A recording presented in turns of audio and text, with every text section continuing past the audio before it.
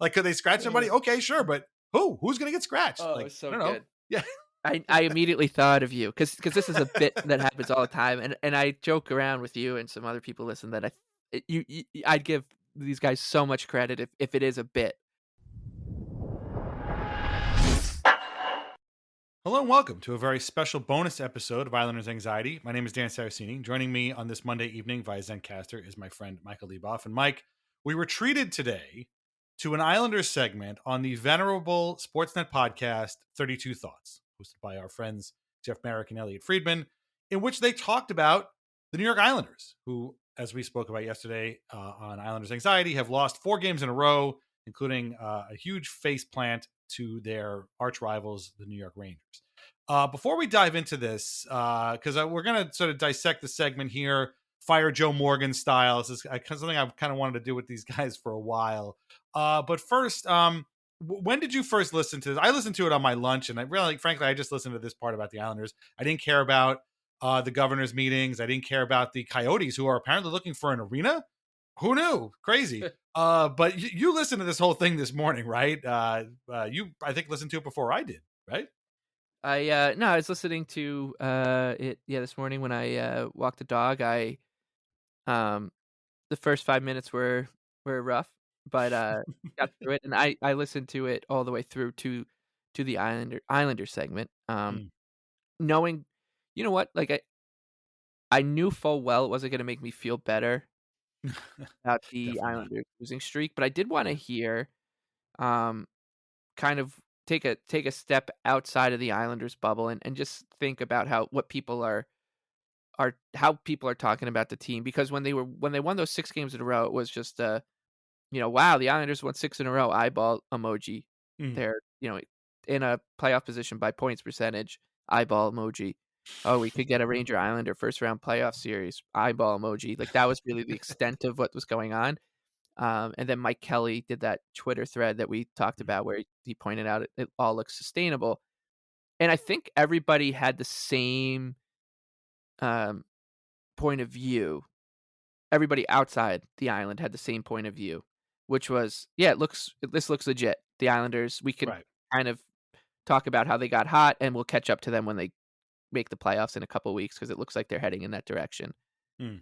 And then this happened, and I wanted to see if it was how people were talking about it. Was it like as you said, the Islanders kind of just fall flat on their face? Was it the Islanders are, they've won 6 in a row now, they've lost 4 in a row, but they're 6-3-1 in their last 10 and are in the thick of the playoff race? Or is it going to be nobody in the Eastern Conference wild card race wants to win a game? And I think it was a little bit of that part, and the second one, which was nobody saw this coming, which is Right. including us, which really, we talked about how it made us feel like assholes. Like, we got fooled here, and we shouldn't be getting fooled, because we get fooled by this team so many times and have said to ourselves so many times, this is the last time. Mm.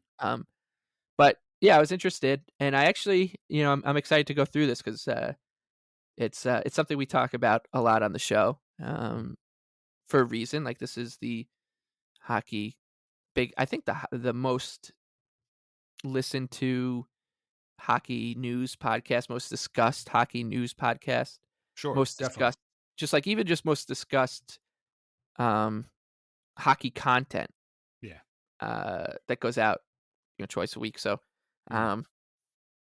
it's Yeah. worth diving into. Plus, like, I'm not doing well with the Islanders right now, so the more we talk about it, the better, the more it helps. True.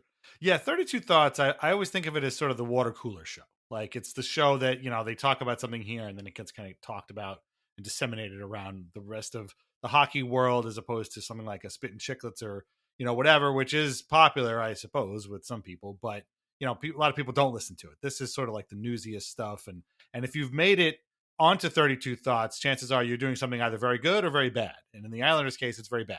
And if you were hoping to get a view of what people are saying about the Islanders outside of the Islanders bubble, you probably were disappointed by this segment that we're going to talk about here, because there wasn't a whole lot brought to light. And so we're not talking about it based on the fact that, a whole lot of information is being relayed by the hosts, but we're going to talk about it because, they kind of skirt around a lot of issues, and maybe we as fans can get a little bit more in depth. So let's start right off the bat. Jeff Marek opens the segment up, and let's play a clip of that right here. You know who's really upset Yep. today? Really Who's upset that? today? Patrick Waugh. Who's that? So Patrick I don't Waugh. blame him. I do So- not blame him. Here's the week that was for the New York Islanders.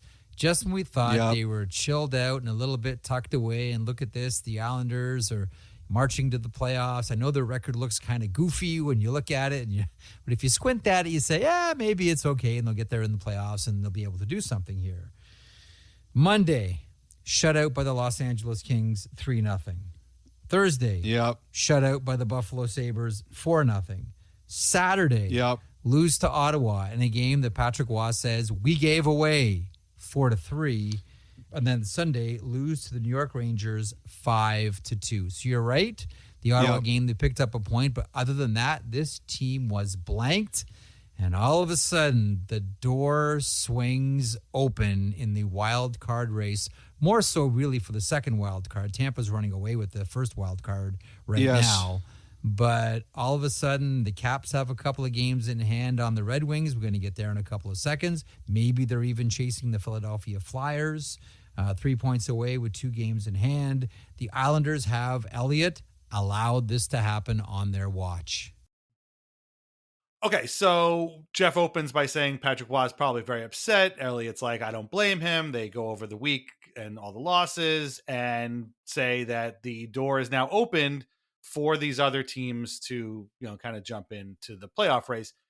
I'm going to say something that might be somewhat controversial here, in that between the Saturday game being against the Ottawa Senators and Sunday's game against the Rangers being on Sportsnet, I'm going to go out on a limb and say that these guys actually probably did watch some Islanders hockey this weekend, which is probably not something they do that often. However, I am also going to say that this sounds like the first Islanders game these guys have watched since that game in Montreal, which was obviously a big deal with Patrick Waugh going back, because they seem a little bit surprised that this team is what it is, and that they're, they've fallen apart here, and that their record is what it is.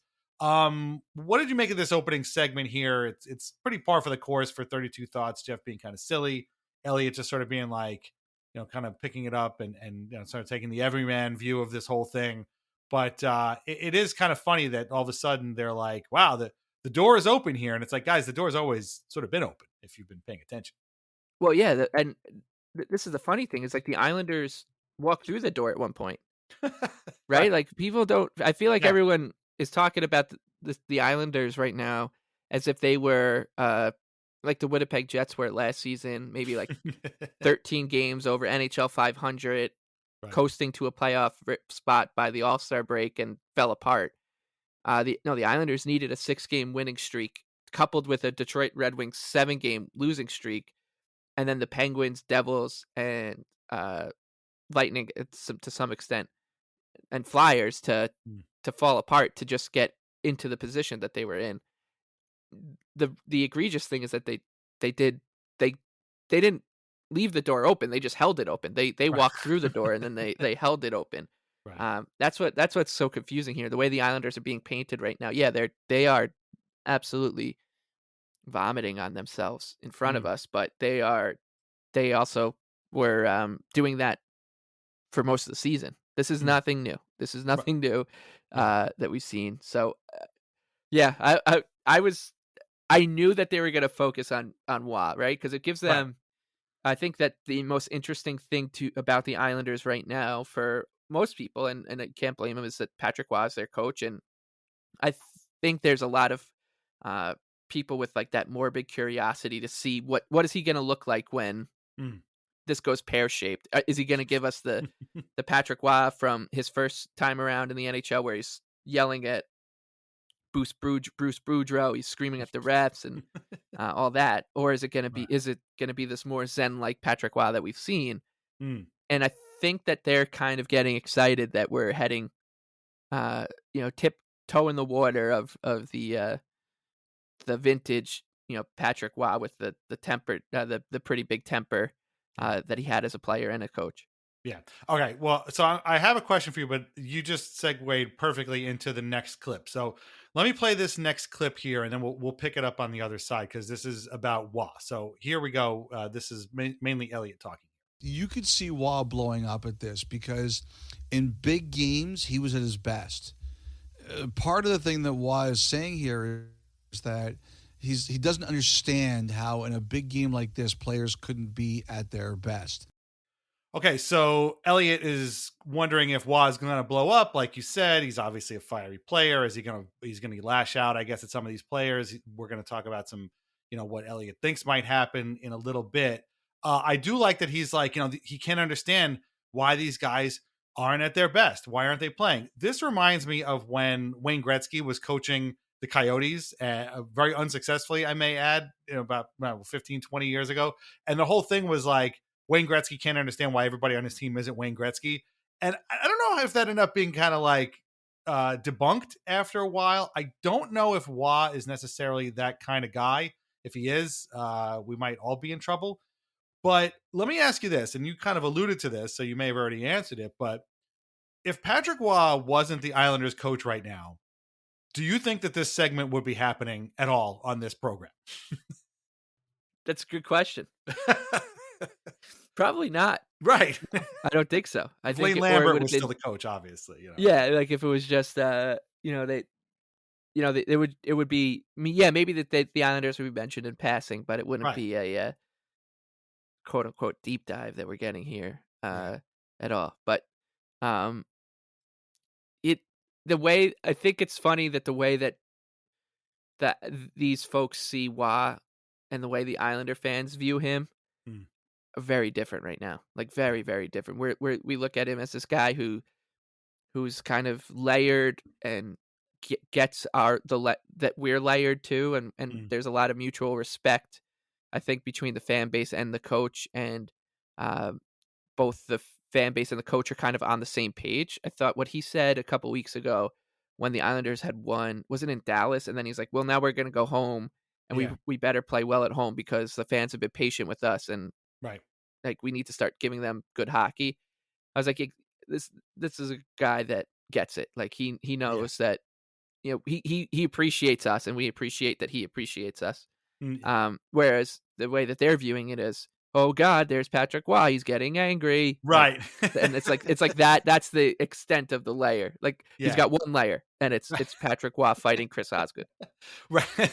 Well, I thought this was funny because this sort of they're almost sort of dancing around what you and I talked about last night on anxiety. One is that Patrick Wah sounds more like an Islanders fan than an Islanders coach. What are we doing? Why aren't we playing better? Why are we flat against the Sabres? Why did we give away a game against the Senators? Like, I don't know, man. You tell me. You're the coach. Like, that's the question that we're asking. You're supposed to be to know about this.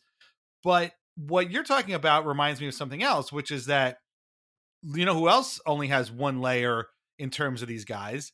And that is Lou Lamoriello, Patrick Wah's new boss. And that is kind of why we get segments like this that sort of dance around the Islanders without ever giving us any actual information, because these guys are very afraid of crossing Lou and getting a bunch of texts or phone calls, however it is that Lou communicates. Maybe he sends a fish wrapped up in a newspaper or something. I don't know. But like they only see these guys under one lens. Lou is a dictator. He's a strong man. You cross him, you're on the enemies list forever. Wah is a hothead. He fights Chris Osgood. He yells at coaches on the other side of the bench. That's it. And they're kind of waiting for these two guys to materialize. Whereas for those of us watching this team, that's not the case. Like this week was the first time that Wah has said anything that has not been complimentary of this team. Like, that's it. And like I said, after the game on Sunday, all he did was compliment the Rangers. He barely said anything about the Islanders. So it's like, he's trying to say something nice without saying anything at all.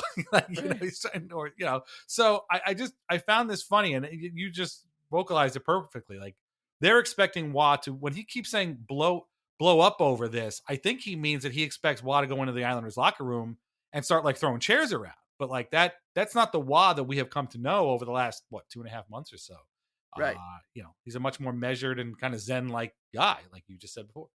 I know. Yeah, I was kind of hoping that would become part of the story here, but It's not, and I Yeah. think that maybe over time, uh, it'll continue to be. I think over time it'll continue to be that way, Mm. and these people, the mainstream hockey media will kind of just get bored of him almost, Probably. and almost in a way like they have with Lamoriello, where he's not really a central character to the story of the league, Mm. but he's just a little bit of like a tongue in cheek kind of joke. Mm. So I wonder if that's where we're headed here Yeah. with Wah when he continues to kind of be this poised Yeah. man behind the bench. And some the best part about him is, as you said it, you say it basically every episode since they've hired him, is the way that he does give these great sound bites Mm. that we obviously eat up, and we did with Trotz as well. That don't really get picked up outside. Whereas if like Sheldon Keefe says, every quote that, I mean, there is a radio program. Maybe we'll do one of these for Real Kipper and Bourne, where this is a show on Sportsnet 590 every day and during drive time. And Yeah. like the first 15 minutes are just Sheldon Keefe. I'm not kidding. I'm not Yeah, kidding if you I never believe listened to it. They are called Kipper's Clippers. Yeah. And they Sheldon Keefe gives like his press conference before a game, after a game, or during a skate or a practice, and then they dissect what is he trying to say? What is he really saying when he Mm. says like, "Oh, I just need a better effort from Mitch." I'm not kidding. Like they go to they gumshoe Mm. a coach speak every day on drive time radio, in Toronto. And for us, like if Wah was that in Toronto, man, they'd have a field day with him because he just is a quote machine. He's a lot of fun to listen to. Mm. So, Yeah. but that's not the story here. The story here is that he's getting mad. Yeah. Or is he? We don't know. But yeah, I mean, I'm sure that no matter what he does, they'll just kind of go with whatever they want. Again, much like the Lou thing, like, oh, Lou's not going to stand for all this, and then what is Lou going to do? And all of a sudden he breaks out Patrick Waugh, and it's like, oh yeah, I mean, nobody saw that coming. Well, thanks guys. That's really not very helpful. Okay, so let's move on to the next clip. So this is a short one, and it gets to part of the issue here is that the goaltending of Ilya Sorokin was not great on Sunday. There have been some, I guess, complaints about him, particularly with the Islanders fan base over the last little while. And Elliotte touches upon this again after watching the game on Sunday. So let me play the clip right here. And Sorokin has struggled too. You know, we've said a couple times on this pod, or at least I have, that I believe in the Islanders because they have the best goaltending. I think Sorokin's a great goalie, but he just had a tough week, and a couple of those goals against the Rangers, you looked at them and you were like, wow, he's really struggling. So that adds to the problem here on all of this. So Elliotte watched the game and just thought a couple of Sorokin's goals against were a little bit suspect, and that's probably fair. There's an article today on Hockey News written by Stefan Rosner, and it has a lot of stats and some clips here, some tweets here from Isles Fix, and about the numbers that of Sorokin's that have been down. His penalty kill save percentage is down. His overall save percentage is down. A lot of his stats are, not a lot worse, but a little bit worse. Is goals against average this year is 3.03, where last year it was 2.34, and last year he actually faced the third most high danger chances. Now it's the fifth most, which is still terrible, even if it's two slots better. I think there's a place to be critical of Sorokin, but I think you have to take into account, and we talked about this a little bit yesterday, you have to take into account how absolutely porous this defense has been for the most part in front of him. Yes, it's been better under Waugh during that streak that we talked about, and I'm glad you brought it up, that Mike Kelly thread on Twitter. Like, they talked about how they had all of a sudden basically shut down any high danger chances against, or were giving up way, way less than they had been before. And lo and behold, they win 6 games in a row. I'm of the belief that Sorokin is tired.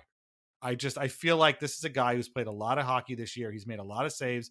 He's still capable of insane saves, much like he had a couple in that game against the Sabres that, again, they got shut out. Like, what are you going to do? But, for Elliotte to notice him and be like, oh my God, this is bad. That seems to be sort of the breaking point for him, where he's sort of like, okay, now these guys are in a lot of trouble.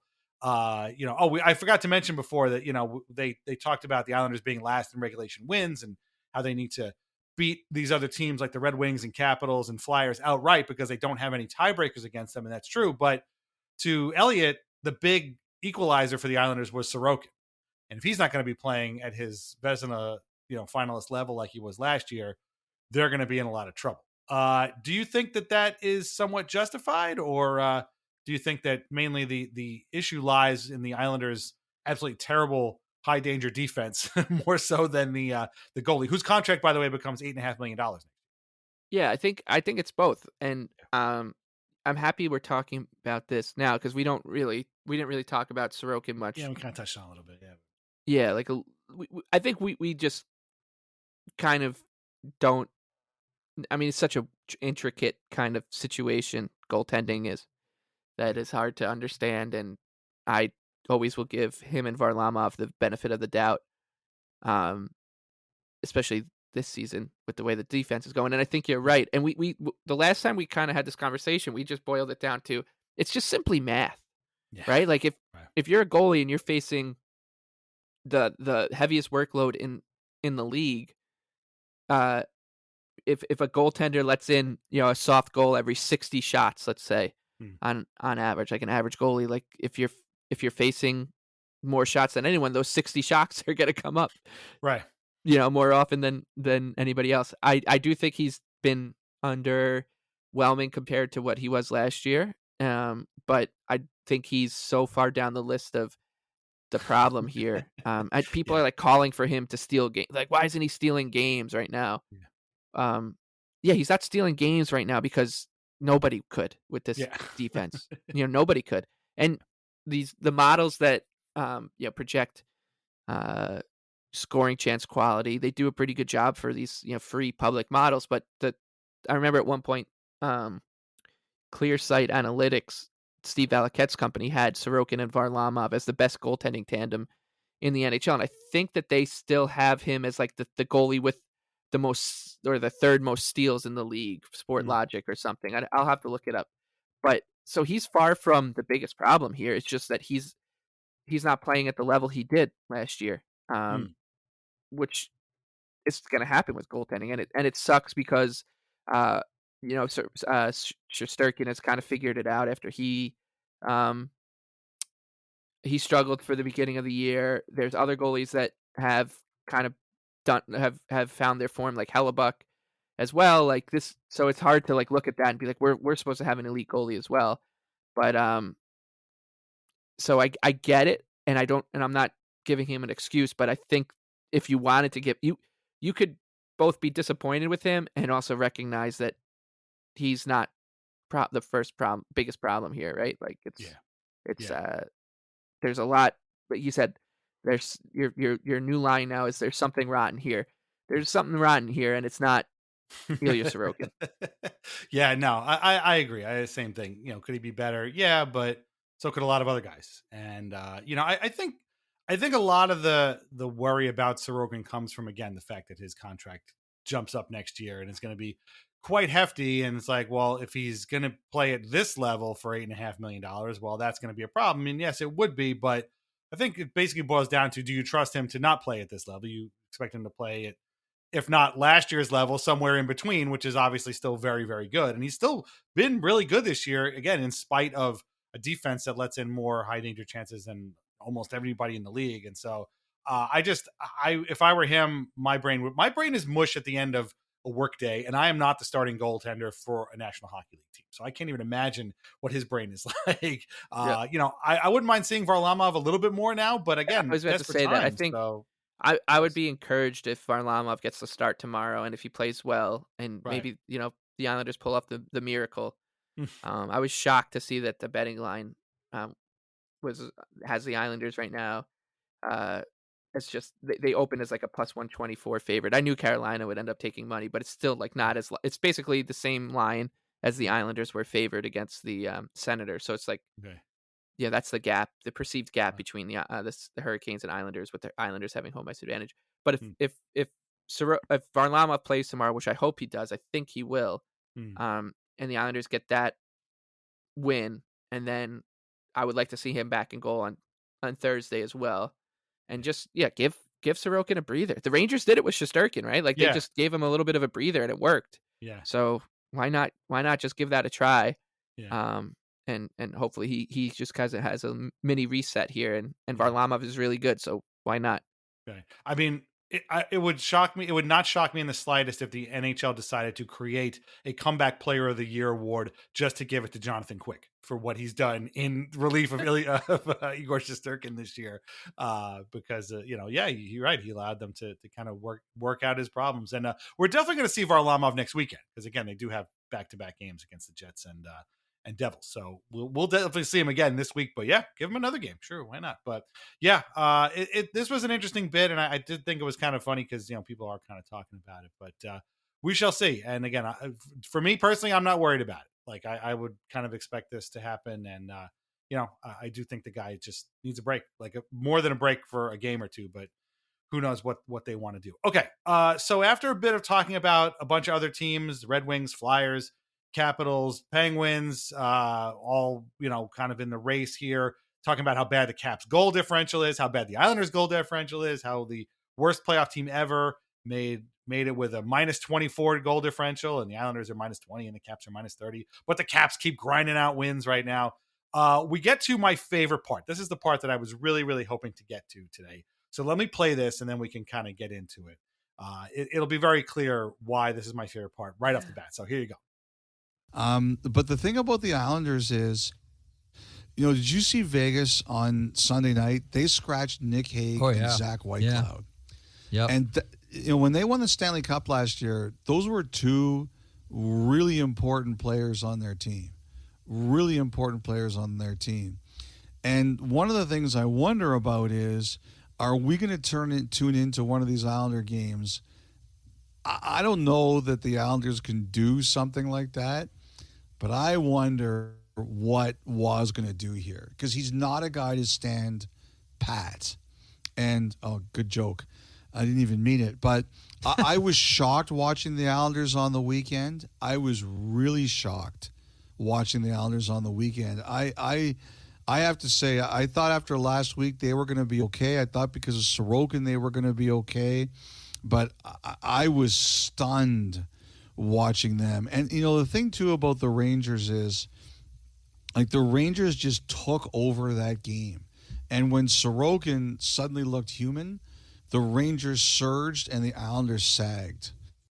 Okay, so here's why this is my favorite part. This is my favorite Elliotte bit that he does on this show, where he says, the thing about the Islanders is, and then immediately starts talking about another team. So he goes, the thing about the Islanders is, you look at Vegas, and he goes off on this whole thing about how the Golden Knights scratched Nick Hague and Zach Whitecloud, who were two really important players for them, and maybe the Islanders could get in on something along the lines, by the way, breaking news. Somebody posted this on Twitter before. You've probably seen it already by the time you listen to this. The Flyers are apparently toying with the idea of scratching Sean Couturier in their game tomorrow. He's their captain, their number one center. That would be kind of a bold move for a team that's struggling a little bit right now. But they talk about the Islanders potentially scratching someone in order to, I guess, wake the team up, and whether or not they have the horses, in their, or the bullets in their holster to do that sort of thing. What I find really funny about this is that they don't say who could get scratched or why they would be scratched or who would replace them. Just somebody could get scratched, which again is not helpful in any way, shape, or form. And I don't know where to go with this. Like, could they scratch somebody? Okay, sure, but who's going to get scratched? Oh, like, so I don't know. good. Yeah. I immediately thought of you because this is a bit that happens all the time, and I joke around with you and some other people listen that I'd give these guys so much credit if it is a bit that Right. they know every time they talk about the Islanders they start it this way. I think it was a couple weeks ago they did it, talking about Wah getting them to play his style or whatever, and the thing that Elliotte said was like, and you know what the thing about this is. The thing about the Islanders under Wah is, do you remember when Toronto? Yes. Went, and it was like right around the All-Star break, so I can't really remember exactly Right. what the time was, but you could trust me. So when he did this, I immediately thought of you. It's one of my favorite things that they do. I was really wanting to see what name he came up with. Yeah. Because I'm like, he knows, he talked to Matt Barzell at All-Star, Right. so he knows Barzell. That's right. He knows that Lou Lamoriello and the Islanders came in. They traded for Bo Horvat, and nobody saw it coming until a couple hours before. He knows they have the goaltending, so I was like, I really want to know who he's gonna mention here. I will say I agree with the notion. Like, yeah, sure, I agree with the notion. I was like, yeah, it's. I think all Islander fans would agree that we hope tomorrow at the morning skate the line rushes are. There's either a new face in there or some of the old faces are the extras, and maybe Sebastian Aho takes a seat and somebody else comes in for him, and whatever. But I was hoping he was getting to the point that the Flyers are getting to, is like, maybe he shakes it up by scratching Anders Lee or something. But I just don't think he could come up with a name, so instead he just talks about the Golden Knights. It was incredible. Oh, I love them so much. I think so. I'm with you. I think that he was sort of leaning towards Lee. Maybe couldn't remember him. Maybe he's like the big guy with the chin. I kind of know his face. What's his name again? Can't remember. And then just sort of left it hanging there.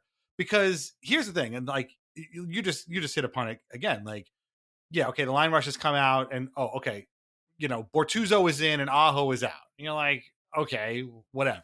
Or, Martin is out and Fashing is in, I think, or whatever. And like that, we've seen that before. That's no big deal.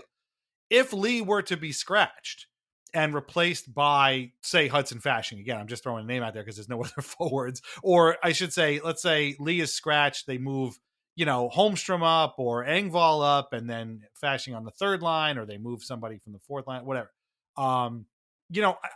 I don't know if it's certainly possible, I guess, especially if the Flyers are thinking about doing that. I just don't see it happening. And again, I get what he's saying in that Vegas really shook up their lines to stop their bleeding, and it got everybody's attention. But I don't see the Islanders doing something like that. And frankly, I don't know if that would get their attention. I really don't. Like, why would scratching Anders Lee wake the Islanders up? Like, we scratched Pierre Engvall, and obviously Engvall is on the same level as Lee in terms of like the team hierarchy, but like it didn't do anything. It didn't really, affect much. You're not going to scratch Horvat or Barzell or Nelson or Palmieri, the four guys who are up front are playing mostly well. Nelson's a little bit cold, but the other guys are playing well. Scratching a Simon Holmstrom doesn't really matter. You could scratch Pajot, I guess, but you don't have no more centers. Like, who's left? I don't even know. So I get what he's saying. I just can't possibly see it happening. But again, he gets back to the point of like, Patrick Waugh will not stand pat. Her, joke, whatever. It's like, yeah, but what can he do?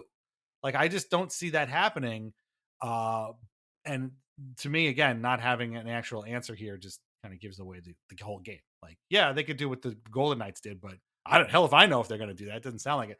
The other thing that really made me laugh was he was shocked, and stunned by, and what was it? And then surprised. So he said those three adjectives to describe the Islanders: shocked, stunned, and surprised, which is like kind of him again stalling for time, trying to come up with something to say about this team that he barely knows, that he watched a little bit over this weekend. I did find it funny, though, that he talked about something that you and I, again, talked a lot about on yesterday's show, which is that as the Rangers surged in that game, the Islanders sagged. And this is your whole thing, where they don't respond.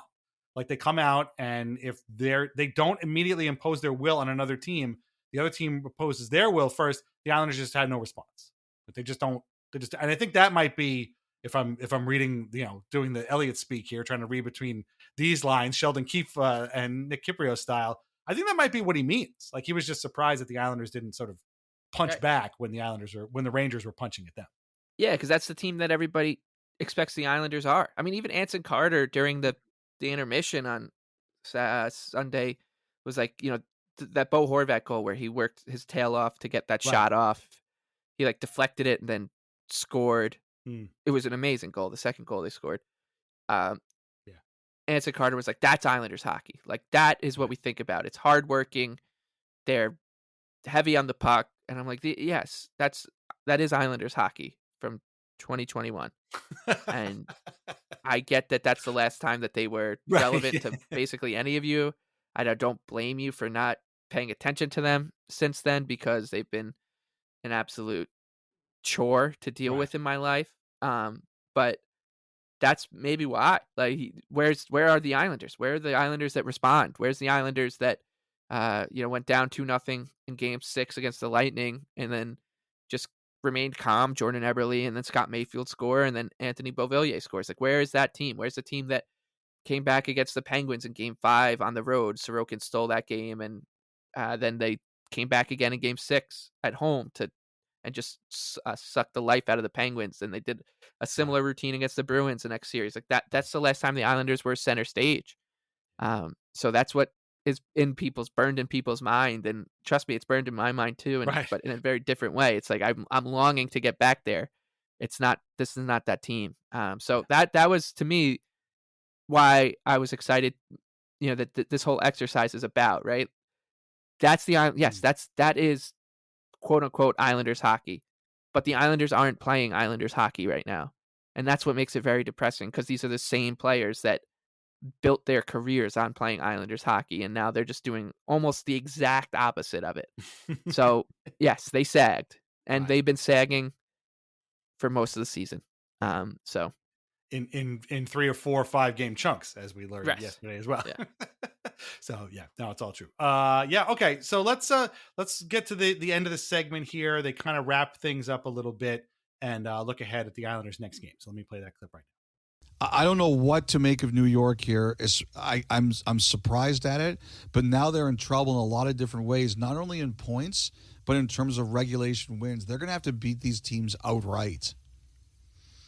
Their next game is on Tuesday at home against the Hurricanes. That's a real gift. Hurricanes are great right now too. It's one of those nights where you always wonder, what does the lineup look like? And look, Vegas could scratch those two guys, and they put in Alec Martinez and Ben Hutton. And maybe combined, those two aren't as strong as those other two. But Alec Martinez is a hugely valuable player to that team, and Ben Hutton is a legit NHL defenseman. I don't know if the Islanders have the ability to do what Vegas did in that situation, but like I said, it's Patrick Roy, and by what he said and the way he looks, he doesn't understand how you can't show up for a big game, or you can sag in a big game, because as the games got bigger, Patrick Roy got better. So this is basically a rehash of what they said. They have to beat a bunch of teams outright. They have a game against Carolina coming up. That won't be a picnic for sure. What is the lineup going to look like? Is somebody going to get scratched that, would make an impact and make the players kind of wake up a little bit? He gets back to talking about Vegas again because, they scratched Zach Whitecloud and Nick Hague. And, Nick Hague is a Jeff Marek favorite. I'm surprised he didn't get up on his horse and throw a little Daniel Sprong action in there as well. And he's like, did the Islanders do that? And the thing about Roy that he said was that as a player, the bigger the game, the better he played. And that is 100% true. That's why we remember Patrick Roy. And that's why, again, it took us several weeks to kind of come to grips with the fact that this man is coaching the Islanders now, because we all remembered 1996, 97, 98 to 2001 Patrick Roy, who was very much the better player in a lot of the big games, instead of 2024 Patrick Roy, who's been humbled and is more of like a player's coach and wants to kind of understand players a little bit more. But again, this whole segment, which is a little over 6 minutes long, and again, the Islanders don't get a ton of play on 32 Thoughts. They're a bit on the trade deadline, before the trade deadline, because they didn't do anything at the trade deadline, was, well, you never know what Lou's going to do, but he's not going to be happy about it, which again is not very helpful. So this whole bit in 6 minutes, really, what do we learn about the Islanders? Well, they've lost a bunch of games in a row. We don't know what Patrick Roy is going to do. Vegas scratched some guys from the lineup that are big names, so maybe they'll do that. And they have a bad goal differential, and they're fighting with a bunch of teams to get into the playoffs, and they have the Hurricanes next. All this stuff, by the way, can be found easily at NHL.com. So again, we're not learning anything new from this segment by the NHL sort of bellwether Zeitgeist podcast. But I think this whole thing, it's more informative about them than the Islanders. Like, I think you and I covered this whole losing streak a lot more nuanced and with a lot more kind of detail, and not giving them any excuses by any means, but kind of asking the more pointed questions. Whereas these guys are kind of just like, man, I can't believe the Islanders sucked this weekend. Do you believe that? Well, yeah, because you guys haven't watched them in 3 weeks since they played since they sucked against the Canadiens. Like, let's be honest, they sucked in that game too, but you guys were so busy watching Patrick Waugh behind the bench and rooting for the Canadiens that you didn't even notice. So I don't know. Am I missing something here? Is there some kind of nugget of wisdom in this 6-minute segment that these guys had about the Islanders that maybe I'm just not picking up because I'm a hater? No, and I think this is one of my pet peeves about any time that you're in a playoff race or any sort of race in sports these days is, and our old beat writer at The Athletic, who is now the Flyers beat writer, was the worst offender of this, is just explaining stuff that, yes, we know that regulation wins is the first tiebreaker, and we know that the Islanders need to pass these people, and I get what you're doing, and I whatever, but it's probably just irritating to hear because of where the Islanders are right now, and everything is making your skin crawl because they are just mired in this slump. Right. It's hugely irritating, I would say. It's just so, yeah, the whole thing is irritating, but I remember Kevin Kurz he was just the worst at it. It'd be like, he'd basically, after every win, be like, all right, now sit down, everybody, I'm going to teach you something. That win was worth 2 points, but did you see how they only played 3-on-3 at the end of the game? That's because it went to something called overtime. And if you get to overtime, you automatically get 1 point, even if you lose. That's how I felt when he would talk about it. But yeah, the as you said, like, I think there were some funny points that, or not funny, but like salient points that they made, and that Islander fans would all agree with. But the shallow coverage from national media with the Islanders and probably other teams too, it's just impossible to know the nuts and bolts of all 32 teams when you need to know different what tape Jonathan Huberdeau uses on his stick and the visors, what company's making the visors, and Arizona government politics and stuff. Like, you're never going to know what's on the table at the GM's meeting this year. I heard it's video review. Wow, thanks guys, it's really helpful. I don't know. You're just never going to know the nuance of all 32 teams. Yeah. But yeah, it's a frustrating time right now. So I think that listening to that, I would be shocked. I wouldn't be shocked, I should say, that the Islander fans who normally listen to that show every week just didn't do it this week because they knew that this was how the team was going to be covered. And I think that's actually like that's not unheard of. I think most fans do that. Like, I don't want to listen to this. Like, the only time I'm going to hear them talk about the Islanders all year is right now, and I know what's going on. Like, I know that the Islanders are sagging, and I don't need it to be confirmed like that. So nothing eye-opening. No. I definitely didn't listen on the Friday because they come out Mondays and Fridays. I definitely didn't listen the Friday after they lost to Buffalo last week because I just didn't want to hear it. Like, I didn't want to hear the Sabres party that was going to be going on, and or the Sabre dance, so to speak. I just didn't want to hear it because the same reason. Like, I knew it, but this time I guess I was a glutton for punishment. Like you said right off the top, I'm still mad, so I wanted to hear more, and what I got was exactly what I expected. I don't know what else I was thinking, but there you go. That's what we get, and I guess it'll be 3 weeks. Well, I guess when does the season end? I guess in about 5 weeks. So that's when we'll hear the Islanders again on Thursday. But I do think this is a good, evergreen thing to do because we talk about the Islanders coverage a lot on Islanders Anxiety. It's a common theme, and if you aren't somebody who, listens to podcasts off the island, so to speak, at least now you have the concrete evidence of a famous. Well, here's the thing about the Islanders: the Vegas Golden Knights. that classic segue. So now you have concrete evidence of what we're talking about. Of course, this is all out of veneration to the podcast because we are listening to it every week, like Yep. the losers we are.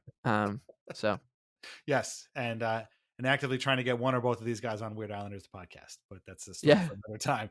Okay, I think that's about it. Thank you very much for listening. We hope that you've enjoyed this little, again, Fire Joe Morgan exercise. If you don't know what that is, please look it up because it's one of the great sports blogs of all time.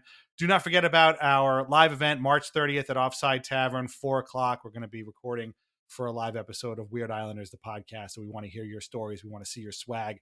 We're being presented by Isles Meetups NYC. So if you're going to see a game in New York City, look those guys up and check out a game with them. We've got 4 of them coming up this week. So, and I think a couple of them are on the road. So definitely meet up with those guys and watch a game if you're behind enemy lines in Manhattan. Sign up at patreon.com/Islanders Anxiety. Leave us a review on Apple Podcasts and Spotify. Morning Haze by Family Dinner is our theme song. Read Lighthouse Hockey. We're part of the Fans First Sports Network. Shop VintageIceHockey.com. Try wines from the Pinot Project. Mike, where can everybody find you on Twitter? The Big League Basket with 2 E's. Sorry, I caught you by surprise. I'm trying to make this an express sign no, out I'm here. Yeah. So, any final thoughts before I guess Tuesday's game against the Hurricanes? No, I'm looking forward to the changes, the Vegas Golden Knights inspired changes to the lineup, I hope. And hopefully by the time, if you listen to this, and I do understand that this is probably a podcast that is for a niche audience of a niche audience already. If you are listening to this, maybe there's some some changes made and maybe a jolt to the lineup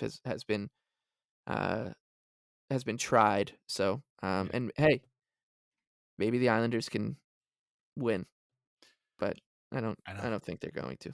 Let's not get too crazy now. But I guess, stranger things have happened. So we'll see. We hope that we've made your wait for the game a little bit shorter and you've enjoyed this. And we'll be back on Sunday with our next episode of Islanders Anxiety. All right. Take care. Thanks a lot. Bye-bye.